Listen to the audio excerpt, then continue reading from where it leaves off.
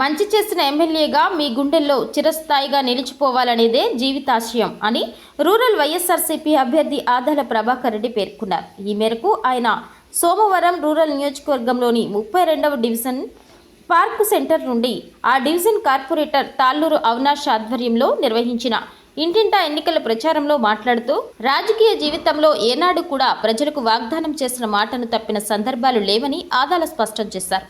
నేను మాట ఇస్తున్న నెల్లూరు రూరల్ నియోజకవర్గాన్ని నెంబర్ 1 డెవలప్మెంట్ కాన్స్టిట్యుయెన్సీగా చేసి చూపెడతానని అన్నారు.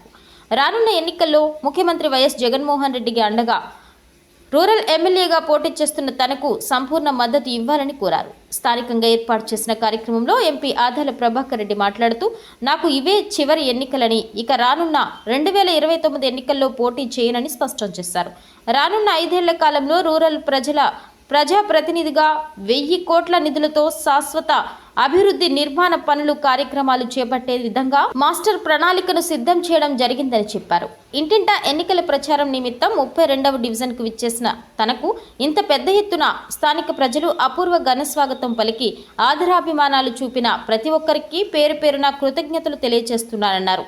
అదేవిధంగా ముఖ్యమంత్రి వైఎస్ జగన్మోహన్ రెడ్డి నాయకత్వంలో రాష్ట్రంలో అమలవుతున్న సంక్షేమ పథకాలు, అభివృద్ధి నిర్మాణ కార్యక్రమాలకు ఆకర్షితులై తనపై ఎంతో నమ్మకం ఉంచి నేడు వైఎస్ఆర్సీపీలో చేరిన ప్రతి ఒక్కరిని మనస్ఫూర్తిగా అభినందిస్తున్నానని, భవిష్యత్తులో వారందరికీ అండగా ఉంటానని రూరల్ వైఎస్ఆర్సీపీ ఎమ్మెల్యే అభ్యర్థి ఆదాల ప్రభాకర్ రెడ్డి వ్యాఖ్యానించారు.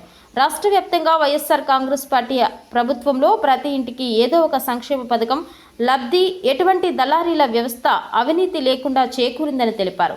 అధికారంలోకి వచ్చిన వెంటనే ప్రజలకు ఇచ్చిన హామీలను తూచా తప్పకుండా అమలు చేసిన ముఖ్యమంత్రి వైఎస్ జగన్మోహన్ రెడ్డి మాత్రమేనని, తాను ఇన్ఛార్జిగా బాధ్యతలు తీసుకున్న 10 నెలల కాలంలోనే 150 కోట్ల రూపాయలకు పైబడి అభివృద్ధి నిర్మాణ కార్యక్రమాలు నెల్లూరు రూరల్ నియోజకవర్గంలో పూర్తి చేయడం జరిగిందని ఈ సందర్భంగా కోరారు.